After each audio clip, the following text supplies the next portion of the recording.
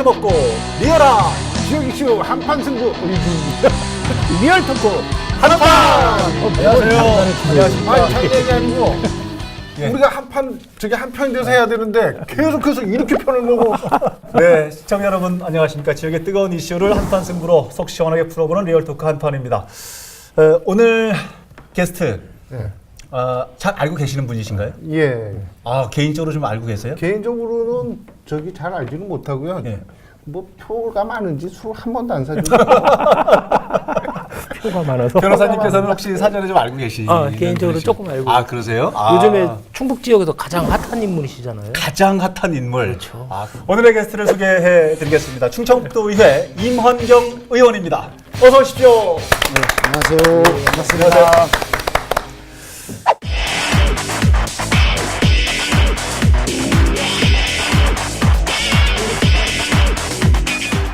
오늘 저희 의원님 발언의 방향이나 네. 이 정도에 따라서 본인의 개인적인 심정이 어떤지 그리고 향후에 우리 지역 정가가 어떻게 굴러갈지가 결정될 것 같아요. 아니 잠깐만 오늘 똑바로 해. 이렇게 묻는 거요. 이렇게 묻는 거야. 떠갈기가 어디 있어요? 똑바로 해. 우리 시청자 여러분들이 궁금하신 걸 풀어드리는 거죠. 이거는 본격적으로 토크를 하기에 앞서서 우리 임헌경 의원이 오셨는데 최근에 좀 근황이 궁금합니다. 많은 분들이 궁금해하실 것 같아요. 그렇죠. 예, 맞습니다. 제가 국민의당 입당을 해서 선거 운동을 하고 또 대선 패배 이후에 좀 우리 당이 좀 어려움이 있었었는데 또 설상가상으로 이유미 그 제보 조작 사건이 좀 터져갖고 더 좀 어려움에 있고 우리 당원들도 좀 무겁습니다. 네. 그냥 무거운 정도예요? 아무튼 이게 그 누구도 상상할 수 없는 일이 벌어져서 국민들께 정말 죄송하다는 마음 항상 갖고 있고 또 저희들이 이렇게 송구한 마음 갖고 있습니다. 첫 번째 작은 주제 임헌경 국민의당 입당입니다. 출발하시죠. 예. 이게 아니 4월 15일 날 민주당 3대 본부 발족식이었죠. 예, 맞습니다. 예. 그 다음 날 4월 16일 날 국민의당 들어가실 때 왜 그러셨어요? 제가 사실 이제 자리를 안 줬나요? 아닙니다. 그때 민주당에서 조직 1본부장 자리를 주었고 상당히 지위가 있는 의미가 있는 몫이죠. 그런데 그리고 또 당연히 저는 그 전에 이제 괴산 군수 보궐선거에서도 가서 민주당원으로서 제 역무를 다 했다고 생각합니다. 그리고 또 그런데 이제 그날 밤에 제가 존경하는 이제 손학규 대표님께서 이렇게 연락이 와서 이렇게 입당 권유를 말씀하신 그때까지만 해도 저는 탈당이나 입당 그런 생각은 전혀 없다 이렇게 말씀을 드렸는데 그 다음날 아침에 또 전화가 왔어요. 새벽에. 그래서 또 권유하시고 또 안철수 후보님께서도 직접 전화가 한번 오고 그래서 제가 별것도 아닌 제가 이렇게까지 하는데 또 안철수 후보의 미래 잠재력 또 손학규 대표의 앞으로의 할 역할들 이런 것들을 같이 이렇게 발맞춰 가는 것이 제가 가야 할 길이 아닌가 이런 생각에 입당을 했습니다. 예. 아니 근데 안철수 후보님도 낙선하시고 손학규 대표님도 거의 야인 되시고. 완전히 옛날이었는데 아까운 자원이 날아갔잖아요 지금 잘못해서. 그분도 날라간 건 그분은 괜찮은데 그렇다 치더라도 우리 임 의원님이 우리나라는 아직은 당을 많이 본단 말이에요. 그렇게 생각하실 수 있죠. 부의장도 했을 텐데. 기존에 이제 탈당을 하거나 당을 옮길 때는 보통 기존 정당의 패권주의를 막 비난하거나 아니면 개인에 대한 자기에 대한 부당한 처우 이런 걸 다 비난하고 막 신랄하게 비난하면서 탈당을 하는데 우리 임 의원님은 비난보다는 민주당과 노영민 전의에 대한 미안함을 더 표시하셨어요. 예, 맞습니다. 제가 노영민 의원님은 사실 제 정치적인 스승이시죠. 그리고 또 저하고 워낙 각별한 관계였었고 제일 고민됐던 부분도 그런 부분이에요. 특히 제가 민주당의 옷을 입고 두 번이나 도의원 당선에 수혜를 받았는데 그런 것들에 대한 어떤 은혜를 제대로 갚지 못하고 끝까지 같이 함께 못하면서 이렇게 입당을 한 점에 대해서는 정말 송구스럽게 지금도 생각하고. 근데 사전 연락은 안 하셨죠? 당의 동료 의원들이나 노영민 전 의원님. 예. 노 의원님하고는 이제 막바로 안철수 후보랑 통화하고서 이렇게 말씀은. 그러니까 도민들은 이렇게 생각해요, 저기 의원님. 노영민 의원님하고는 각별한 관계고, 예, 손학규 대표하고는 긴밀한 관계래요. 그래서 각별한 관계와 긴밀한 관계에서 긴밀한 관계가 이겼다 뭐 이러는데 그거 어떻게 생각하세요? 사실 이제 제가 2007년도에 손학규 대표가 대통령 나오신다고 해서 그때 이제 정치권에 발을 디딘 겁니다. 그래서 그때부터 2008년도, 2012년도 또 금년 17년도 해서 3번을 도전을 하고 이렇게 한번 옹립을 해보려고 노력 해봤지만 결국 지는 선거만 쫓아다닌 꼴이 됐죠. 네.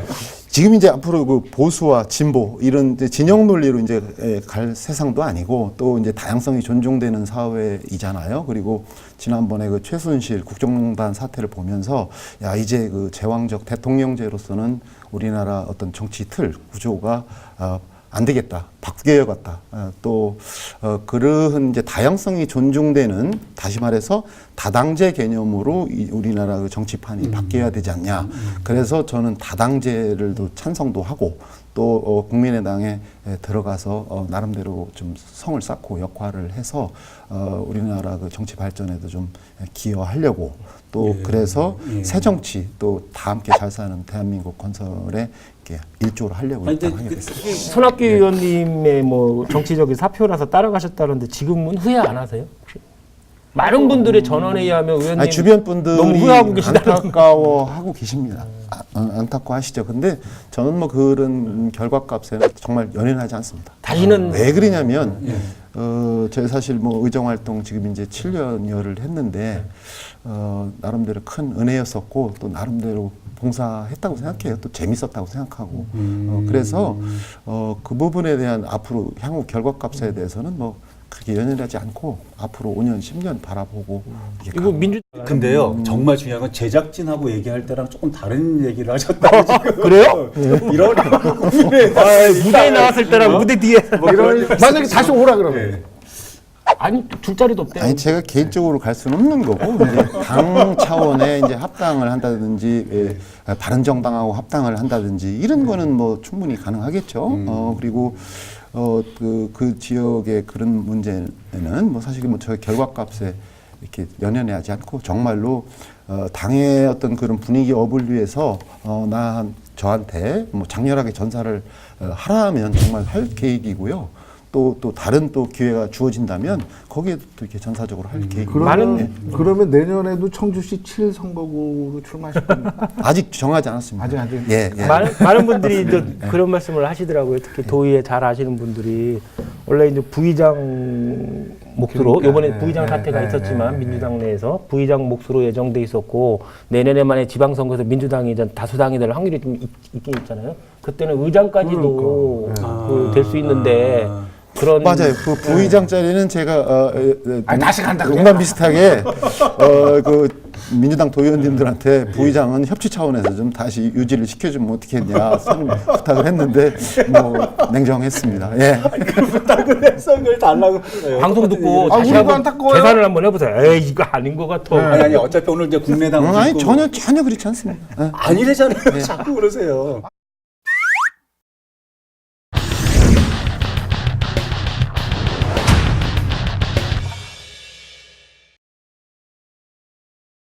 두 번째 작은 주제로 한번 넘어가 보겠습니다. 충청북도 의회의 캐스팅 보터. 예. 야, 이 주제 어떻습니까? 이게 이제 이원경 의원님을 두고 하는 얘기. 나도 아는 단어다. 이번에 그 경제 현안 실태 조사 특별위원회 구성과 조사 계획서라는 게 이제 의안이 발의됐는데 이게 이제 경제특위를 구성을 해서 그 민선 6기 산달 투자 유치 실패나 그다음 경제자유교육청 투자 유치 실패, 그다음에 충주 에코플러스 사업 포기, 이란 2조 원 투자 유치 실패 이거에 대해서 포괄적으로 조사를 하자는 건데 처음에 통과됐다가 2차 도에서 제2 요구했다가 이제 부결이 됐죠. 그 과정에서 우리 의원님이 캐스팅 보터가 됐던 거죠. 예. 조사특위 제2가 요구가 올라왔을 때 이게 3분의 2 이상 동의를 받아야 되는데 자유한국당이 20명이고요. 그래서 3분의 2가 되려면 21명이 돼야 되는데 그래서 제가 반대하느냐 찬성하느냐에 따라 특위의 구성 여부가 결정이 됐었는데 그래서 정말 한 표의 힘이 이렇게 크다는 것을 보여줄 수 있는 좋은 계기였다. 근데 1차 투표에서는 반대를 안 하셨잖아요. 1차 투표에 대한. 그때는 이제 민주당 의원님들이 다 이렇게 그 의회에서 이렇게 그때 심사할 땐 다 나가셨고 저는 그 자리에 있었는데 그때는 이제 과반 이상만 찬성하면 될 그렇죠. 문제이기 예, 때문에 2분의 1 찬성이면 뭐 거수를 한 것도 아니고 표기를 한 게 아니라 그냥 동의 절차만 밟아서 통과가 됐기 그러니까 때문에 이의 없습니까 했을 때 뭐 가만히 그렇게 볼 있었잖아요. 수도 있지만 이의 없으면 거기서 이의 없습니다. 가만히 거기서 있으면 묵묵부담이면 과반인데 뭐 혼자 뭐 반대한다고 해야 될 뭐 이유는 없었습니다. 예, 근데 2차 투표 재의결 투표에서는 반대 뭐 이유가 이제 그 충주 에코폴리스가 문제가 제일 첫 번째고요. 두 번째 그 이란 투자 이지원 유치 실패. 그다음에 경자구역 투자 유치 그 진위 여부.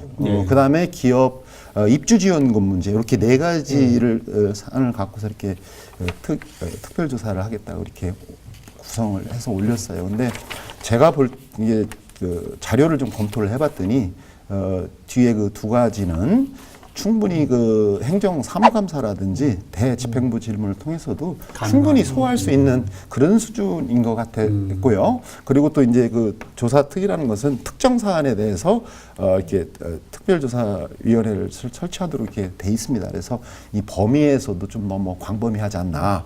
그리고 또 상임위원회 존중 차원에서 저는 반대했던 겁니다. 예. 사실 이제 이게 사실 정치 쟁점으로 하는 삿바싸움 성격이 좀 굉장히 진해서 민주당 측에서는 의원님하고 그런 말씀하시는데 남친이냐 남편이냐 그런 말 하시더라고요. 저는 이 부분에 대해서만큼은 자유한국당 의원들 주장이 일부 맞는 것 같아요. 개인적으로는 뭐 산단이나 경제자유구역 투자유치 문제가 너무 포괄적이다. 이건 위법의 소지가 있다고 그러는데 말 그대로 산단과 경제자유구역을 한계 짓고 거기다 투자유치 문제를 한계 짓는다고 그러면 포괄적이라고 안 보이고 또 그 비공개를 하기로 MOU가 맺어져 있는데 공개를 하게 되면 그에 대한 법적인 책임을 질 위험이 있다는데 그럼 회의를 비공개로 하면 되거든요. 조사를. 그 다음에 조사 결과로 뭐 당장에 공무원한테 법적 책임을 추구한다는 건 있을 수 없다라는데 조사 결과 법적 책임을 져야 될 부분이 있으면 당연히 공무원이 책임을 져야 되죠. 저는 이런 점에서 보면은 자유한국당 의원들의 주장이 타당하다고 보여져요. 웬일이요? 왜 그러세요? 저도 의원님처럼 소신 있게 발언하는 거고. 근데 의원님 이거 혹시 반대를 했던 이유가 혹시 친정에 대한 의리 아니면 나중에 회군을 대비한 포석이 아닌가? 아닙니다. 저는 이게 이제 그 구성 범위가 너무 광범위해서 이것은 자칫하면 자유한국당에 의해서 너무 도의회가 정쟁화될 수 있고 그러면 소모전이 될 수도 있고요. 또 여러 가지 뭐 예산 낭비 가능성도 있고 그래서 저는 에코폴리스라든지 이란 이조원 투자 유치 실패 이런 부분은 뭐 과감하게 좀 파헤쳐 갖고 도민들 알 권리를 충족시켜 주어야 된다 이렇게 생각하고 있고 나머지 두 개 부분에 대해서는 그건 뭐 충분히 아까도 말씀드렸다시피 상임위에서 이렇게 소화할 수 그러면 나중에 그 재상정이 됐을 때 두 가지 부분을 한정시켜서 그럼 다시 온다고 그러면 찬성표를 던지시겠다는 거네요. 그때 돼서는. 지금 그럴 계획입니다. 이란과 에코폴리스 이란과 에코폴리스 문제만 국한 한정해서 특위를 구성을 하겠다고 이렇게 안건을 내면 뭐 찬성해줄 계획입니다. 의원님께서 이걸 배제시켰던 산단 문제나 경제자유구역의 투자유치 문제 있잖아요. 이런 부분에 대해서 의원님이 1년 전에 당시 민주당 소속이었을 때 1년 전에 오송 엑스포하고 화장품 박람회 수출 계약 성과에 대해서 숫자 부풀리기나 실적 부풀리기가 너무 많다고 해서 같은 당이지만 도정에 대해서 상당히 비판을 하셔서 참신하고 그 괜찮은 전문성을 살렸다라고 해서 상당한 시민들의 공감을 샀었어요. 그게 이제 대집행부 질문을 통해서 한 거죠.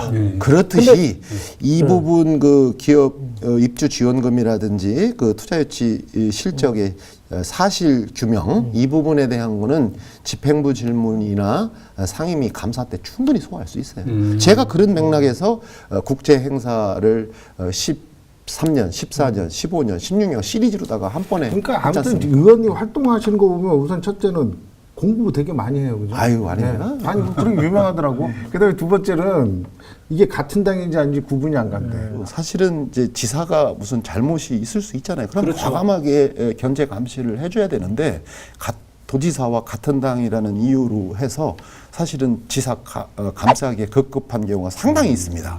예를 들어서 지난번에 역세권 개발 때도 지난 9대 때 그랬고 지난번에 제가 국제 행사 이런 부분에 대한 실적 부풀리기 예, 뭐 이런 부분을 많이 집행부 질문을 했어요. 그러고 나면 그거 끝나고 나면 아유 임 의원님 어떻게 새누리당 의원보다 더 심하게 하냐고 하고 그럴 정도로 이제 감싸기가 있는 것도 사실입니다. 그러니까 오늘 이렇게 이런저런 얘기들을 쭉 이제 저는 옆에서 이제 듣다 보니까 어떤 생각이 좀 드냐면 뭐 개인적인 소신과 의정 활동에 대한 부분들은 그렇다고 쳐도 예. 인간적인 부분들이 사실 딸려 있잖아요.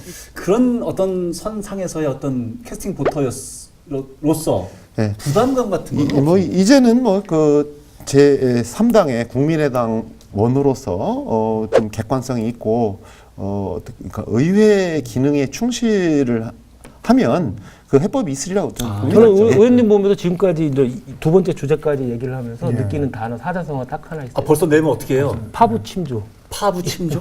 이미 민주당 떠나왔어. 배를 부셔버리고 나 이제 국민의당 사람이야. 그래서 부르지도 마? 아니. 그래도 저 구축하면 기다릴 수 있어. 참산 밑에는 좀 끈을 놓지 못하시네. 맞아요. 참산 섬이 밑에는 이렇게 좀 있어서 민주당 떠났더니 여기 또 민주당이야. 민주당의 아쉬움도 있습니다. 뭐 예를 들어서 뭐 중앙 얘기지만 뭐 이번에 문재인 대통령 이렇게 당선되시고서 과감하게 총리라든지 장관 두세 석 정도는 국민의당에 부여도 할 수도 있고요. 또 바른정당에 또 정의당에도 한두 석 정도는 이렇게 배려를 해서 정말 연정 협치가 되는 형태로 끌고 갔으면 어떨까 이런 아쉬움도 있습니다. 아직 기간 남아 있으니까 좀 더 지켜보죠. 예, 청와대 한번 연락해봐요. 오늘 여러 가지 토크를 하는데요. 가장 중요한 토크 주제가 이제 남아 있습니다. 당장 내년에 지방선거를 해야 되는데 지난번에 그 저 신원관 도당위원장님 오셔서 이제 예. 이 자리에서 여러 가지 얘기를 하시고 그때 굉장히 멋있는 그 나이트 옷을 가운 입고. 입고 오셔서 우리 내년 지방선거 문제 없다. 지금도 뭐 쫙 네트워크 깔려 있다 이런 얘기 하셨는데 뭐 제가 보기에는 그 이유미 그 제보 조작 사건이 그 검찰 결과가 제대로 나오고요. 그 다음에 우리 그 8월 27일 날 전당대회가 치러지고 또 인재 영입이 어느 정도 되면요. 잘 보세요. 내년 지방선거에서 우리가 가장 큰 수혜자가 될 수 있습니다. 왜냐하면 우선 비례부터 볼게요. 도의원 비례나 시의원 비례 같은 경우는 3명 뽑잖아요. 그죠? 그러면 우리 당이 기본만 가지고 가고 외연만 어느 정도 확장이 되면 3등 하면 됩니다. 충분히 여성들은 우리 국민의당에 기회가 올 수 있어요.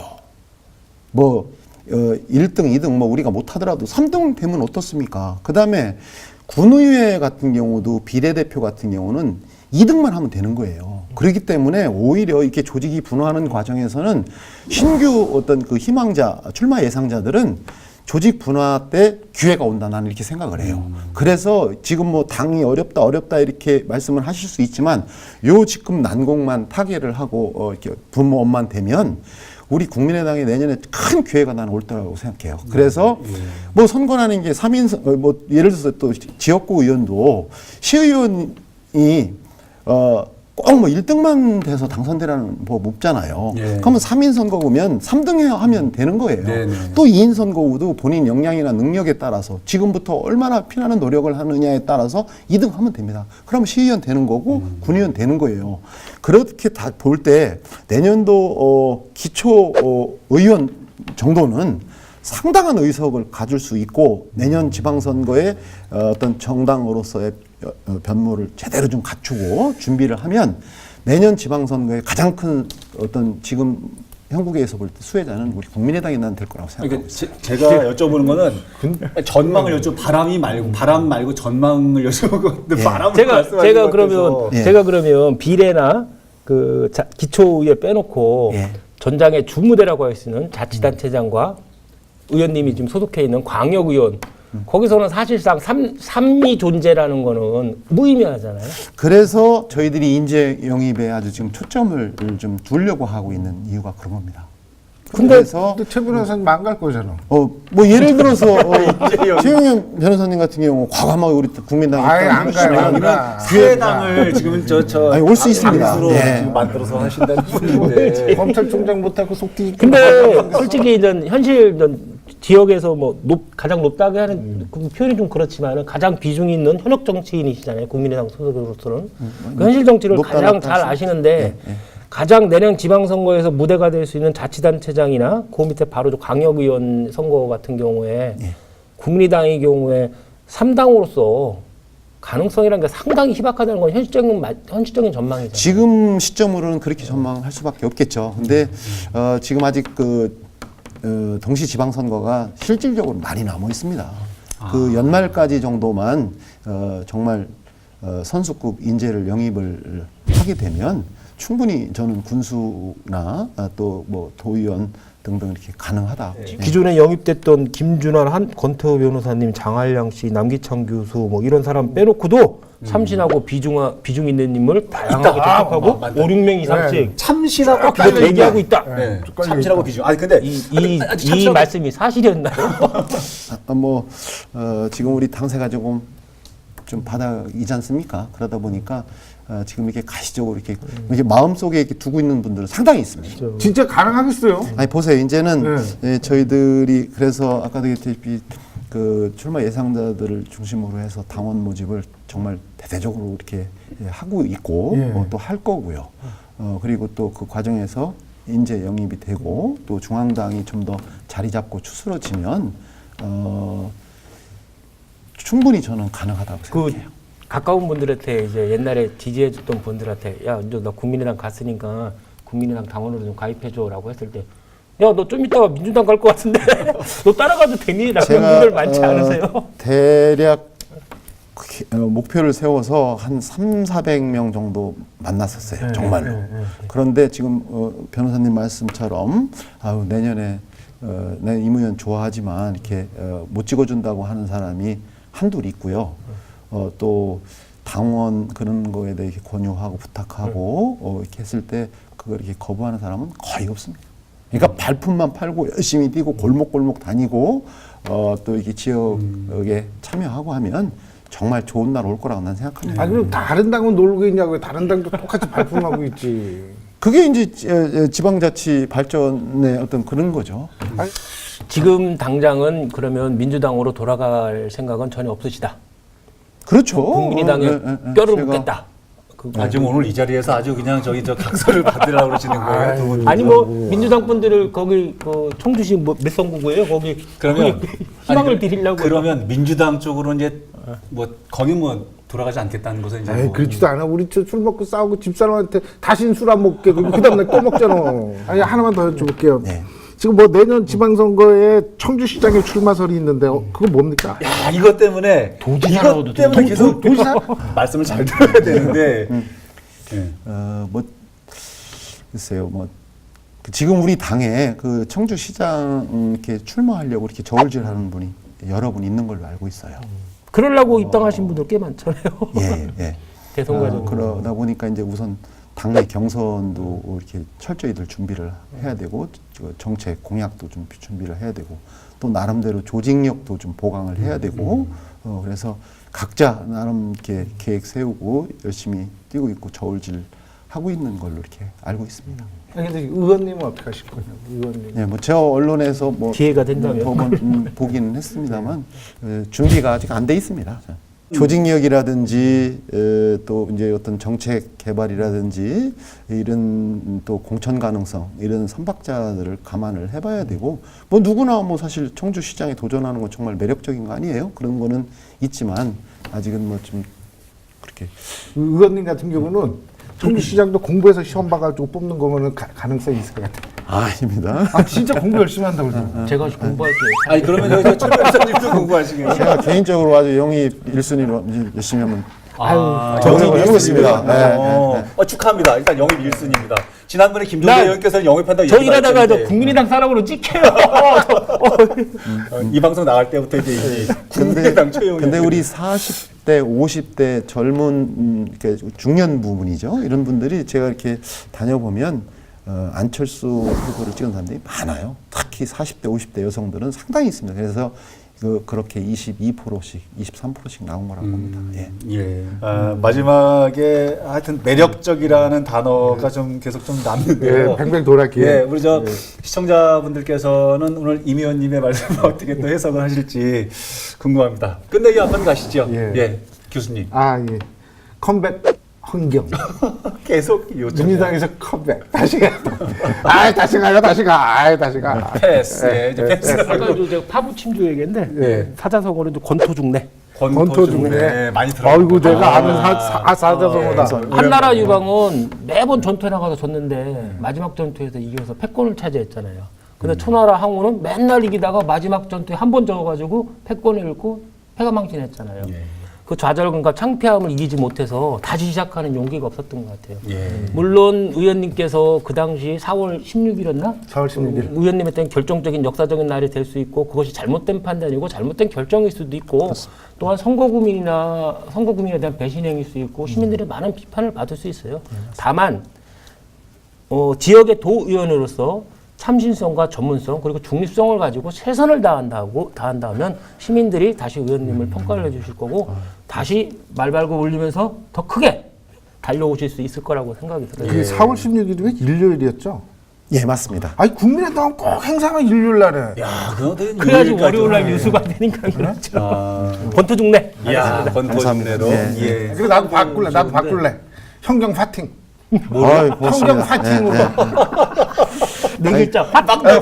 뭐 제가 그 한판에 처음 출연해봤는데요. 예, 예. 뭐 정말 톡톡 튀고 재밌네요. 그리고 또 조금 이렇게 충분히 이렇게 이야기할 시간도 주시고 특히 이제 우리 도의회 소식을 전할 수 있고 예. 또 우리 국민의당의 소식을 좀 전할 수 있는 어떤 소통 채널로서 중요한 기능을 하는 것 같아서 좋은 기회를 이렇게 주셔서 고맙습니다. 예. 앞으로도 활발한 의정 활동을 기대합니다. 고맙습니다. 예, 감사합니다. 네. 네, 시청자 여러분, 오늘은 여기까지 하겠습니다. 다음 주에는 또 어떤 선수가 어떤 주제를 가지고 등장할지 여러분 기대를 해 주시기 바랍니다. 다음 주에도 한판 합시다. 리얼톡 한판!